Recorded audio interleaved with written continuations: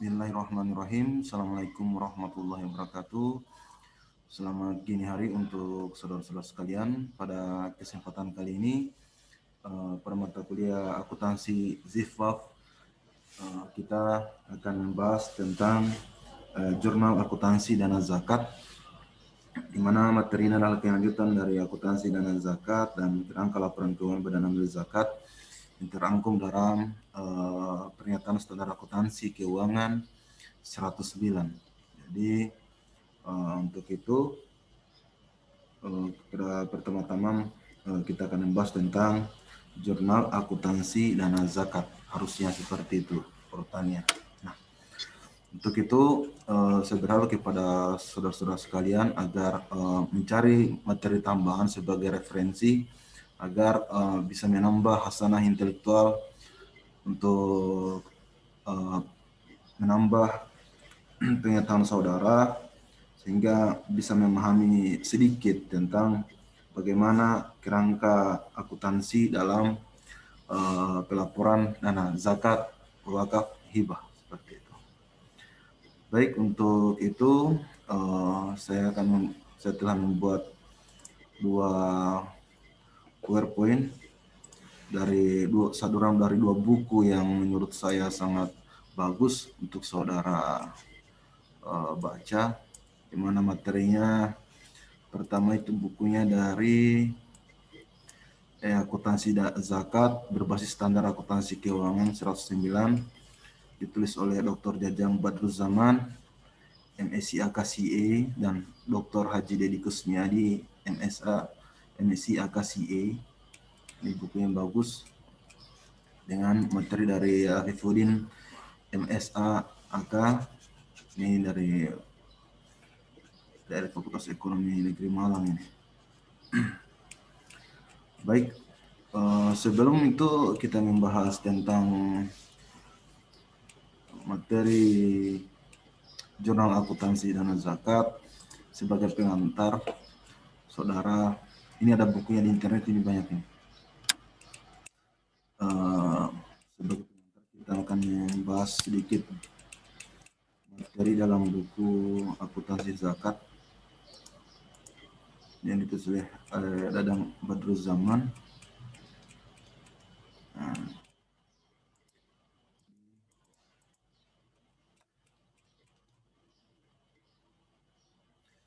Ya, dalam konsep akuntansi, struktur akuntansi itu dia dalam konsep pengakuan dan pengukuran itu ada 4 ya.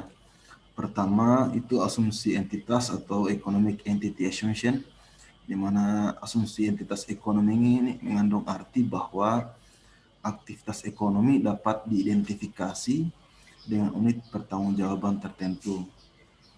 Nah, yang kedua adalah asumsi kelangsungan hidup atau consumption assumption, di mana asumsi ini bahwa perusahaan yang didirikan mempunyai umur yang tidak terbatas atau mempunyai umur yang panjang yang tidak terbatas dalam aktivitasnya. Ini yang ketiga itu asumsi unit moneter atau monetary unit assumption, di mana asumsi ini mengandung arti bahwa perusahaan melakukan penilaian dan pengukuran berdasarkan pada satuan moneter yang menjadi ukurannya. Yang keempat itu adalah asumsi periodisitas, di mana atau periodicity assumption, di mana asumsi ini mengandung arti bahwa pengukuran dan penilaian dalam aktivitas ekonomi atau operasional perusahaan dilakukan secara periode waktu tertentu, misalnya bulanan, triwulan, kuartalan, semesteran, ataupun tahunan. Nah, dalam prinsip-prinsip dasar akuntansi ya, ini sebagai pengantar, karena kita tidak bisa membahas akuntansi begitu jauh ketika dasar-dasar dari bagaimana akuntansi itu saudara tidak memahami wacananya atau memahami bagaimana dia dibentuk atau kerangkanya seperti itu. Makanya saya membahasnya sekilas kepada saudara-saudara seperti itu. Nah, jadi ada 4 prinsip dasar akuntansi atau principle of accounting yang digunakan dalam transaksi.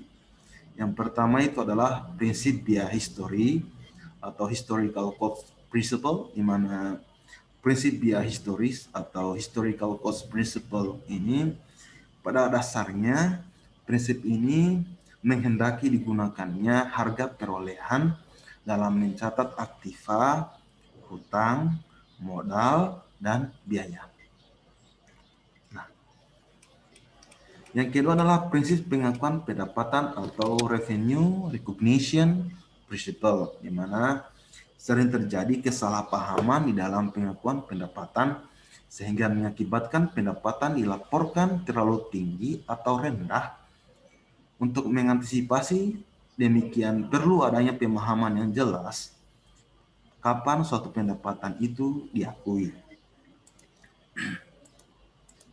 Nah, dalam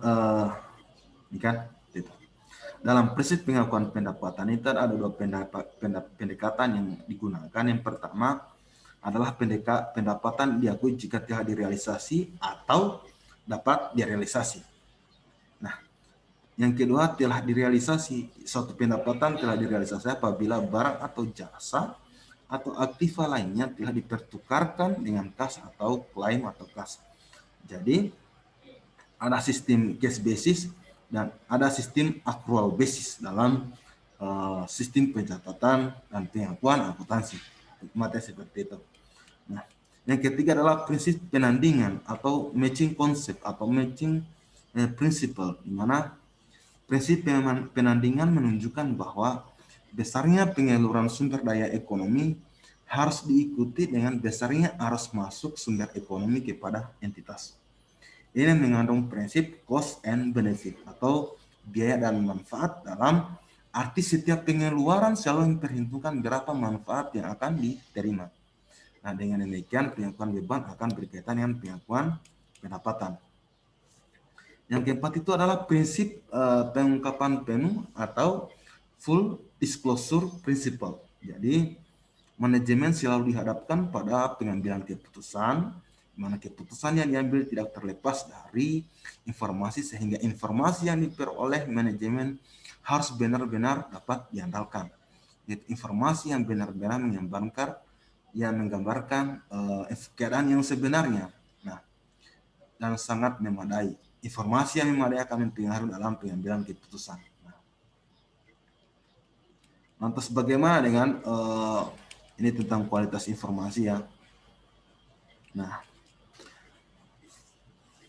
jadi untuk kualitas informasi ini, di mana menurut Statement of Financial Accounting atau SFAS number 2, misalnya karakteristik kualitas dari informasi akuntansi itu mencakup beberapa hal ya. Yang pertama adalah relevan. Maksudnya itu dia kapasitas informasi yang dapat mendorong suatu keputusan apabila dimanfaatkan oleh pemakai untuk kepentingan memprediksi hasil di masa depan yang berdasarkan kejadian waktu lalu, masa lampau, dan sekarang. Ada 3 karakteristik utamanya dia. Pertama, ketepatan waktu atau timelines. Yang kedua adalah nilai prediktif atau predictive value. Yang ketiga adalah umpan balik atau feedback value. Yang kedua adalah reliable. Jadi maksudnya di sini kualitas informasi yang dijamin bebas dari kesalahan dan penyimpangan atau bias serta telah dinilai dan disajikan secara layak sesuai dengan tujuannya. Jadi dari sisi reliable ini dia memiliki karakteristik itu pertama itu dapat diperiksa atau verifiability. Yang kedua adalah kejujuran penyajian atau representation faithfulness. Yang ketiga adalah netralitas atau neutrality. Nah, yang ketiga juga itu dia menurut SFAS ya, daya banding atau comparability. Nah, informasi akuntansi yang dapat dibandingkan menyajikan kesamaan dan perbedaan yang timbul dari perbedaan asal dalam perusahaan. Misalnya bagaimana dalam mereka melakukan perlakuan akuntansi dalam suatu objek akuntansi seperti itu. Nah, yang keempat adalah konsistensi. Jadi valid, reliable, comparability, and konsistensi. Jadi keseragaman dalam penetapan kebijaksanaan dan prosedur akuntansi yang tidak dapat berubah dari periode ke periode. Nah, untuk siklus akuntansi ya, jadi pengertian dari siklus akuntansi itu dia merupakan suatu proses penyediaan laporan keuangan suatu entitas atau perusahaan. Jadi entitas itu dia merupakan unit atau berbadan hukum atau legal formal dari sebuah bentuk usaha institusi atau UDK dalam unit terkecil. Nah, dalam bahasa akuntansi itu disebut entitas. Jadi suatu siklus dalam suatu entitas atau badan hukum atau legal formal atau bentuk usaha ya, unit kecil ya, UMKM kan namanya. Nah, disebut entitas ya dalam akuntansi. Jadi siklus akuntansi merupakan tahapan-tahapan yang harus ditempuh oleh bagian akuntansi untuk menghasilkan laporan keuangan. Nah, tahapan-tahapan tersebut dimulai dari bukti transaksi yang dicatat, diklasifikasikan, dikisarkan, kemudian dilaporkan. Nah, ini pengertian konvensional atau umumnya tentang apa itu akuntansi seperti itu. Jadi jika digambarkan tahapan-tahapannya itu yang pertama adalah tahapan pencatatan. Jadi tahapan pencatatan ini meliput pertama pembuatan atau penerimaan bukti transaksi. Yang kedua adalah pencatatan dalam jurnal yang sedang kita akan bahas ini atau buku harian. Yang ketiga adalah pemindah bukuan atau diposting ke buku besar. Yang kedua adalah tahap pengiktisaran. Jadi dikisarkan itu adalah maksudnya adalah pembuatan neraca, misalnya di dalam itu pembuatan neraca saldo, trial balance, pembuatan neraca lajur dan jurnal penyesuaian atau bisa disebut juga adjustment.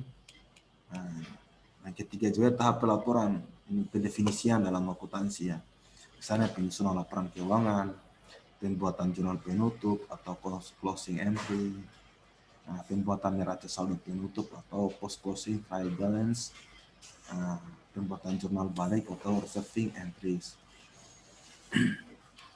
Jadi misalkan apabila digambarkan itu siklus akuntansi, jadi bisa saudara lihat dalam diagram yang ada di layar ini, di mana dari bukti transaksi, jurnal umum, buku besar, neraca saldo, ayat jurnal penyesuaian, neraca lajur, laporan keuangan yang 5 sampai caleg itu, ayat jurnal balik, jurnal penutup, dan neraca awal. Nah, ini adalah siklus akuntansi seperti itu.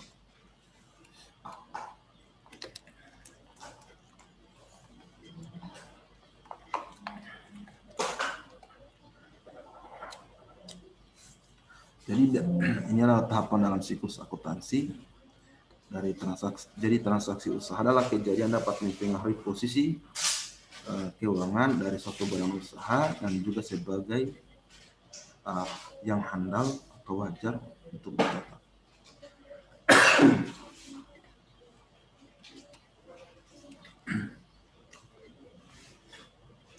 Nah, semua transaksi itu dia jika ingin dilaporkan atau dibuatkan jurnal atau dimasukkan dalam catatan akuntansi, dia harus memiliki bukti.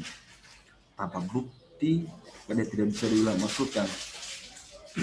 Nah, bukti-bukti itu misalnya kwitansi, faktur, atau bukti penerimaan atau penjualannya, atau nota-nota. Nah, setelah itu,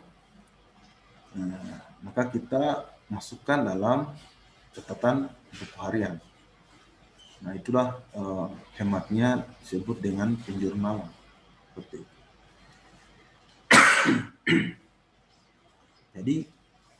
Jadi transaksi itu dicatat pertama kali. Nah, dari bukti-bukti yang tadi, yang seperti nota yang saya bilang tadi, disebut dalam buku harian. Nah, jadi jurnal itu dia hematnya dia merupakan catatan kronologis dari transaksi entitas. Sebagaimana ditujukan misalkan, kalau lihat dari bentuknya ya, nama-nama kolom, misalnya nama kolomnya, dia akan memberikan informasi tanggal misalnya. Merupakan hal yang sangat penting karena ini kapan transaksinya terjadi. Nama perkiraan atau keterangan, referensi, kolom debit, kolom kredit. Nah, selanjutnya itu dia dalam jurnal juga kan dibagi-bagi ya.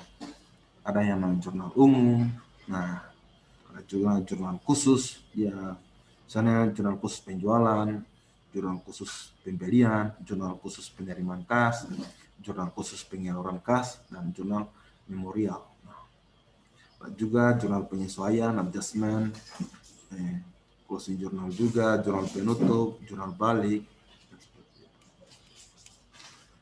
Nah, ini bentuknya jurnal umum ya.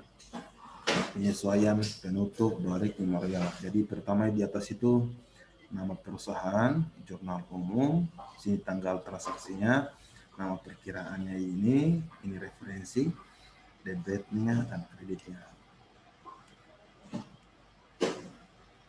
Ini bentuknya ya. Untuk jurnal khusus penjualan digunakan perusahaan untuk aktivitas operasionalnya banyak dilakukan secara kredit dan berulang-ulang. Maka dibuatkanlah jurnal khusus untuk penjualan. Nah, bentuknya itu seperti ini. Tanggal, keterangan, nomor buktinya, debit yang misalkan ini piutang, serba serbirnya, misalnya ini kredit penjualan ya, serba serbirnya bagaimana. Nah, untuk jurnal khusus pembelian juga bentuknya sama, ini sebagai pengantar saja seperti itu. Nah, untuk jurnal khusus penerimaan kas seperti ini bentuknya, jurnal pengeluaran kas.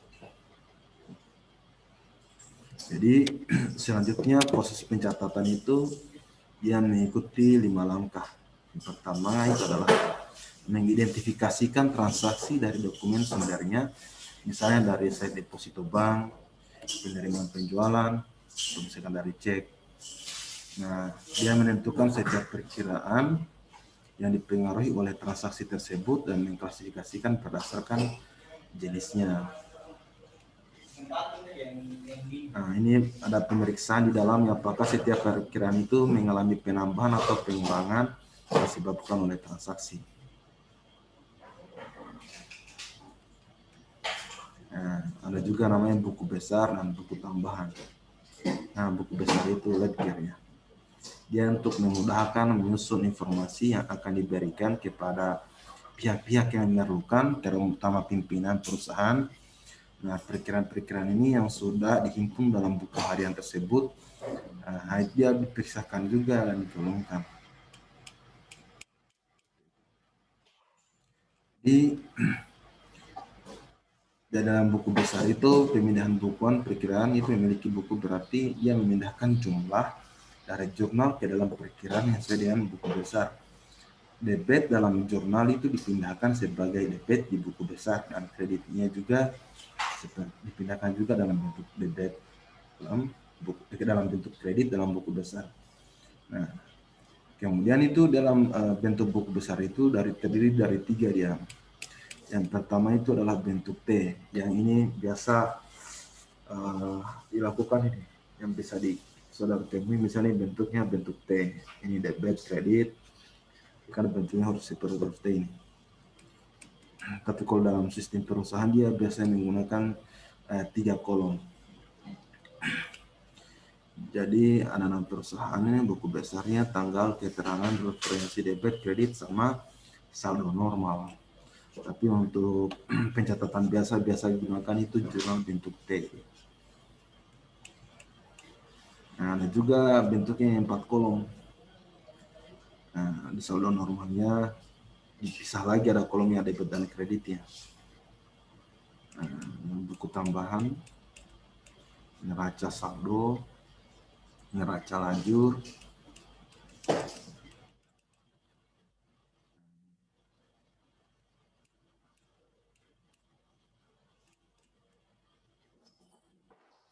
jadi dalam untuk itu adanya namanya dalam jurnal penyesuaian ya. Dalam neraca saldo itu terdapat hampir semua perkiraan pendapatan dan beban perusahaan. Nah, dikatakan hampir semua karena masih ada pendapatan dan beban yang mempunyai pengaruh besar lebih dari satu periode akuntansi. Nah, itulah sebabnya neraca ini disebut dengan neraca saldo yang belum disesuaikan. Nah, itu karena akibat dari itu diperlukan jurnal penyesuaian. Jadi yang dikatakan jurnal penyesuaian itu dia adalah ayat jurnal yang dibuat pada akhir periode untuk menempatkan pendapatan pada periode di mana pendapatan tersebut itu dihasilkan dan bebannya pada periode di mana beban itu terjadi.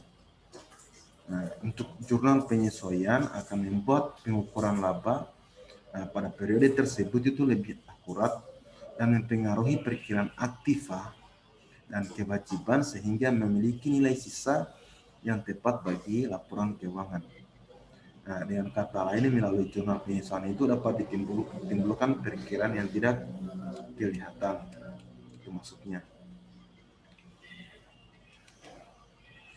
Nah, untuk jurnal penutup ya, dilakukan untuk menutup perkiraan-perkiraan pendapatan dan biaya serta laba atau rugi ke ekuitas. Jadi jurnal penutup itu ya maksudnya adalah ayat jurnal yang memindahkan nilai sisa pendapatan, beban dan pengambilan pribadi dari masing-masing atau price dari masing-masing perkiraan ke dalam perkiraan modal. Jadi pendapatan yang akan menambah modal pemilik dan beban serta pengambilan pribadi atau price itu dia akan mengurangi modal pemilik. Pada saat ayat penutup dipindah bukukan, maka perkiraan modal akan menyerap dampak dari nilai sisa perkiraan sementara. Walau demikian, pendapatan dan beban akan dipindahkan terlebih dahulu ke dalam perkiraan yang bernama ikhtisar laba rugi yang akan mengumpulkan jumlah total debit dari beban sama pendapatan. Ini jadi perkiraan ikhtisar laba rugi itu dia istilahnya tempat penyimpanan sementara yang digunakan dalam proses penutupan seperti itu.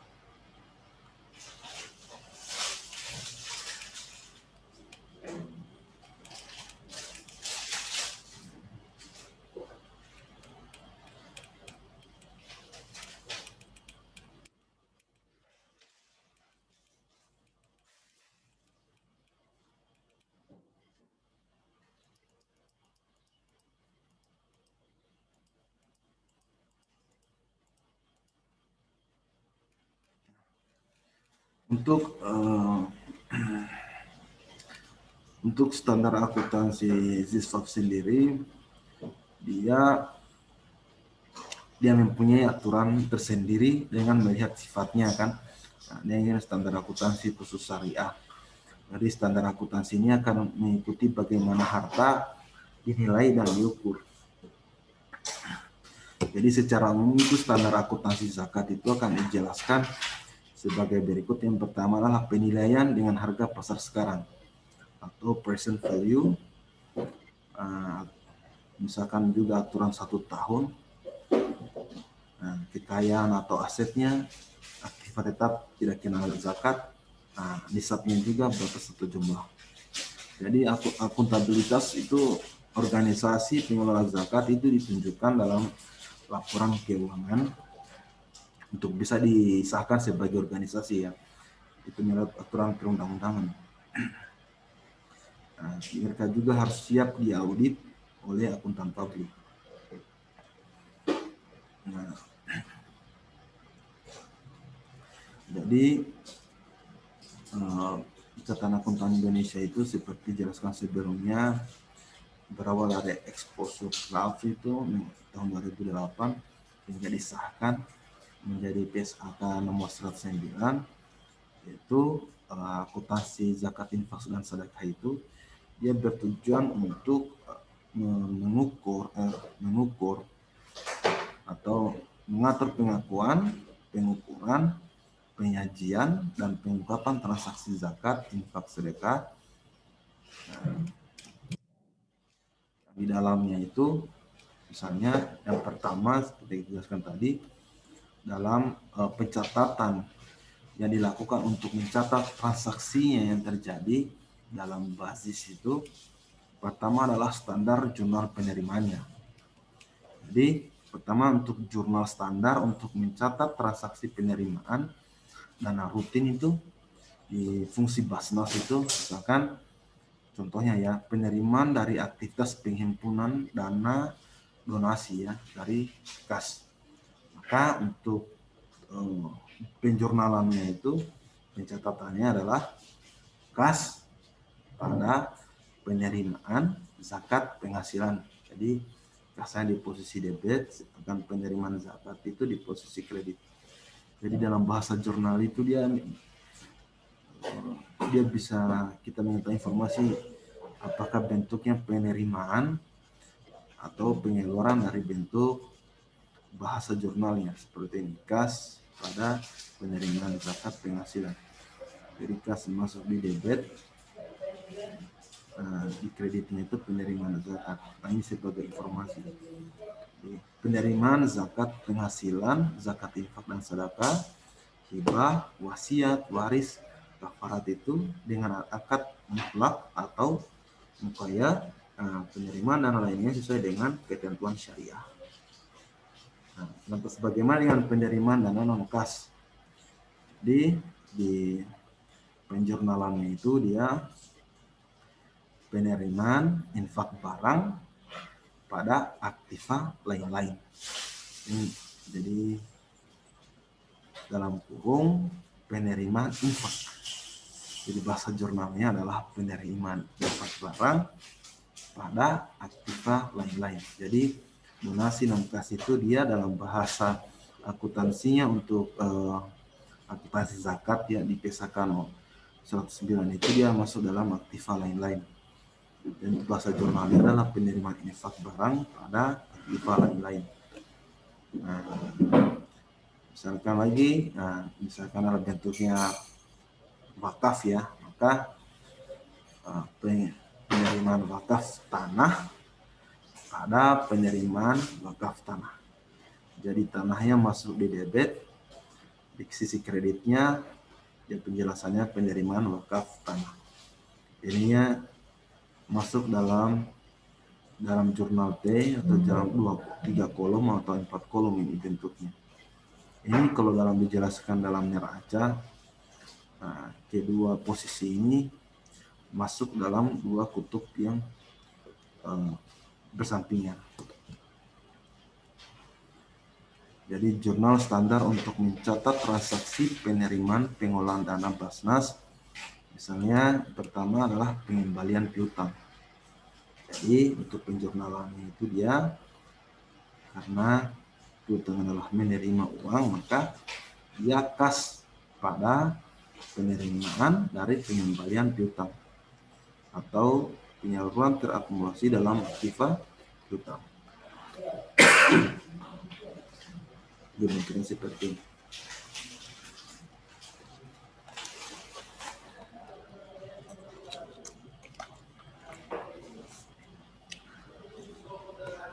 Nah, misalkan bentuknya ada perolehan hutang, jadi ada bentuknya kas pada penerimaan dari perolehan hutang.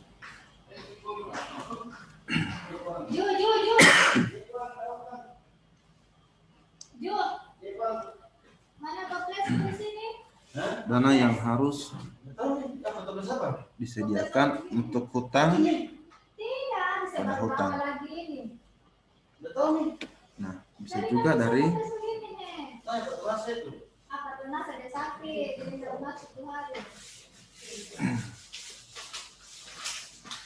untuk penerimaan bagi hasil ya, untuk cara pencatatan jurnalnya ini seperti ini, misalkan dari bank. Jadi misalkan Bank BRI, jadi dia untuk penjurnalannya, untuk bahasa jurnalnya seperti ini, Bank BRI pada penerimaan bagi hasil.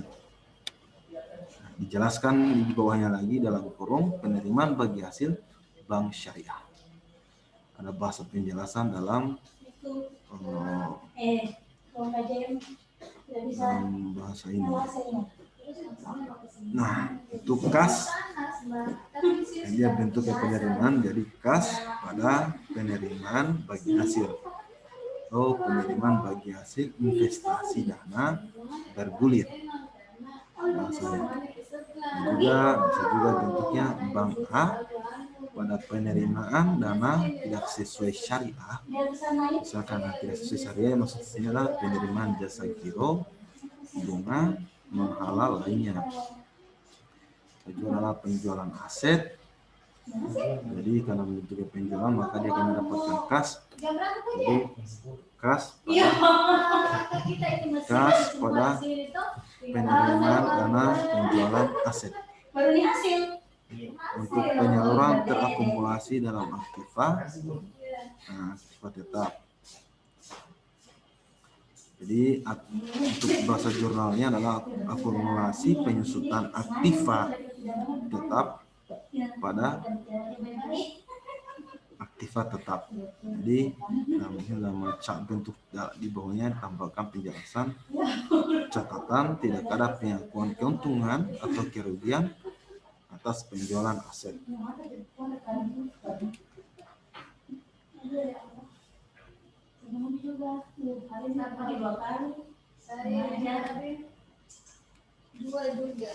Juga misalkan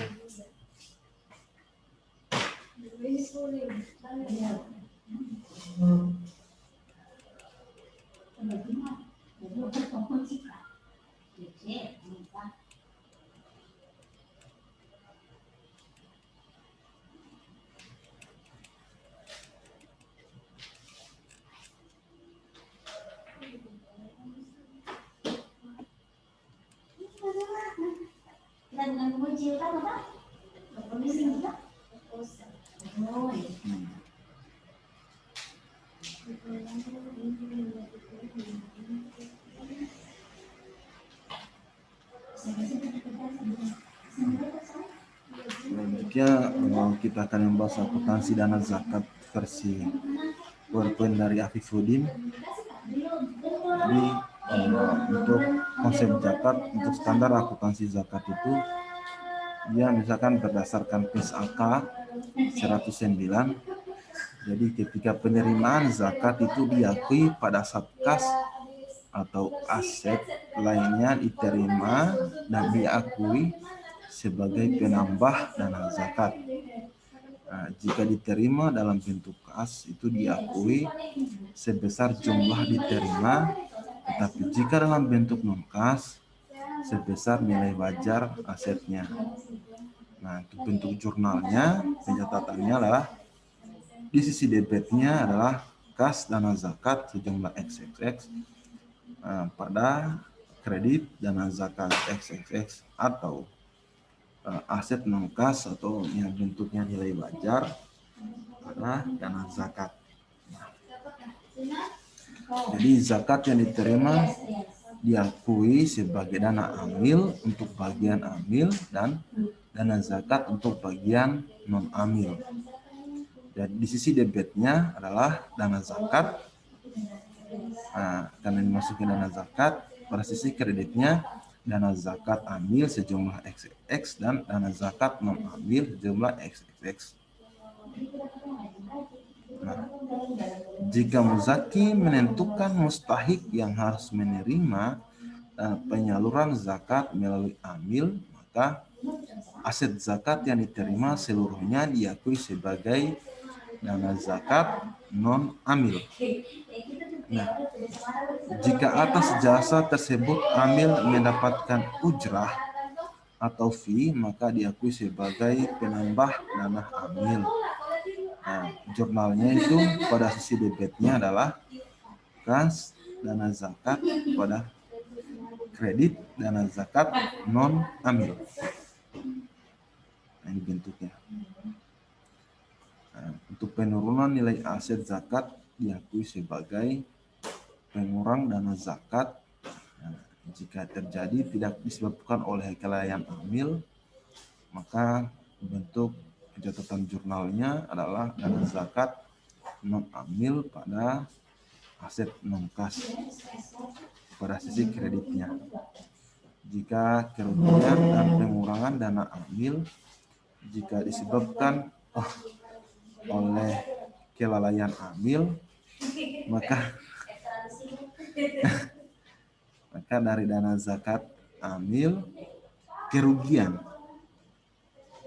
pada aset non kas. Ini jika bentuknya kelalaian disebabkan oleh kelalaian amil ya.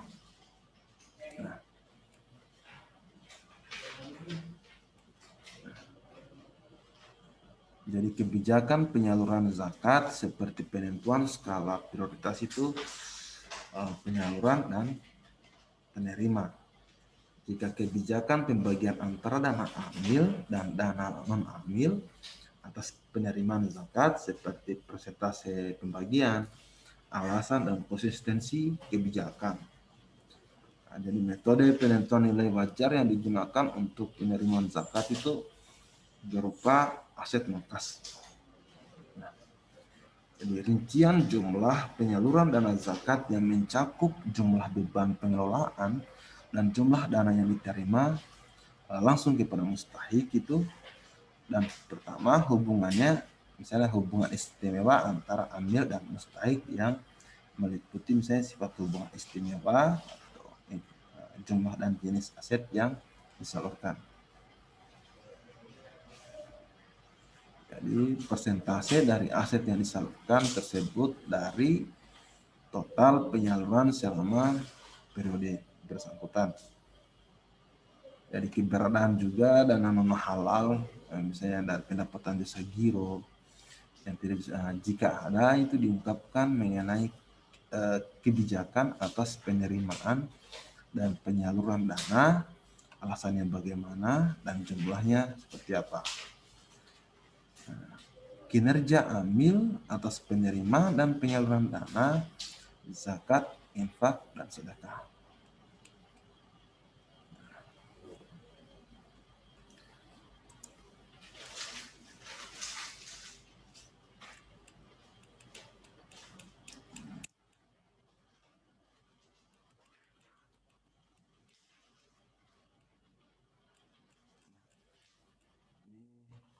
Dan contoh tentang soal latihan di mana misalkan berikut ini neraca basis As-Sofa tertanggal pada 31 Desember 2015 sebagai berikut.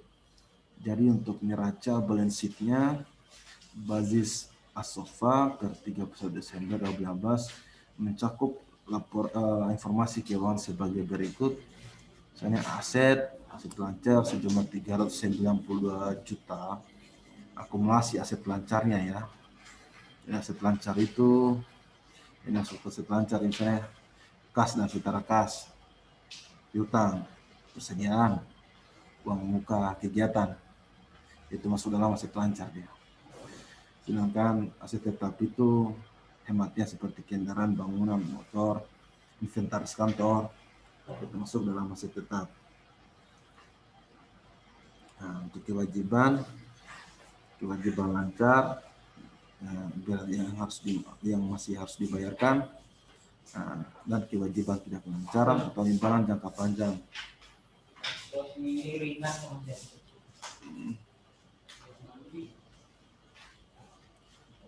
Saldo dana, ini bentuk laporan neraca zakat. Di bawahnya ada saldo dana dengan dana zakat, asal dari dana zakat 284 juta, dana infak sedekah misalnya, dana amil, dana non halal, jumlah dananya. Nah, berikut ini transaksi yang terjadi pada bulan Januari dan Februari 2016 itu sebagai berikut. Yang pertama adalah penerimaan zakat penghasilan Rp 12.550 sekian. Karena bentuknya adalah penerimaan zakat penghasilan, maka bahasa jurnalnya dia dicatat bentuknya seperti ini. Kas karena bentuknya penerimaan ya. Sama penerimaan berarti dia menerima uang. Maka yang pertama di sini adalah kasnya, jadi kas pada penerimaan zakat penghasilan. Di sisi DPT-nya 12.550, di sisi kreditnya 12.550. Habis itu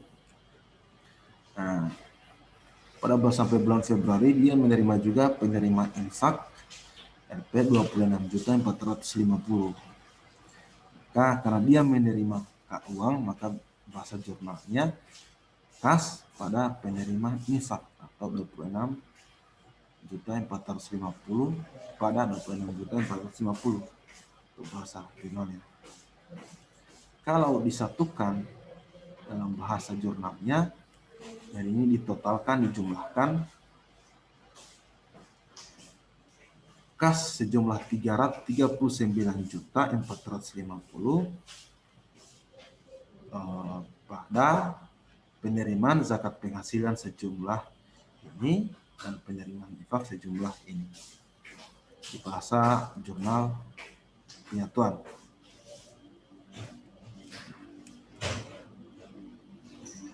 Penyaluran infak umum Rp 10.197. Karena ada bentuk penyaluran, maka dia berarti dia menyalurkan uang. Jadi bahasa jurnalnya kasnya ditempatkan pada sisi kredit. Jadi penyaluran infak 10 juta pada kas. Karena bentuknya dia menyalurkan kas, maka kasnya pada sisi kredit 10 juta seperti itu. Penyaluran bantuan pendidikan Rp 29.100 sekian. Karena masih juga bentuknya adalah penyaluran bantuan pendidikan yang menyalurkan uang, maka sisi kasnya itu pada sisi kredit karena dia mengeluarkan uang. Bahasa jurnalnya penyaluran infak santunan pendidikan pada kas. Penyaluran amil 2 juta, bentuknya lagi bersama sisi kasnya di sisi kredit. Pemberdayaan infak Rp 18 juta. Pemberdayaan infak karena penyaluran pemberdayaan itu dia mengeluarkan juga dia kas secara tunai, maka kasnya dimasuk pada sisi kredit 18.400. Sama halnya juga untuk penyaluran pada fakir miskin 30 juta pada kas.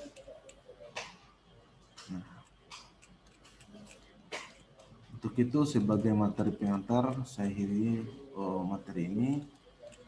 Saya lanjutkan di video berikutnya sebagai pengantar lanjutan untuk materi penjurnalan dalam akuntansi.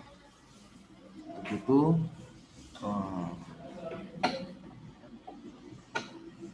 saya akhiri materi ini.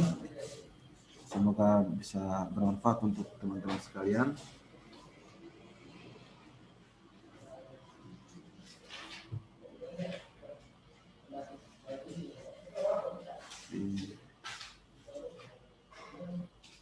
Saya akhiri dengan ucapan wabillahi taufiq wal hidayah.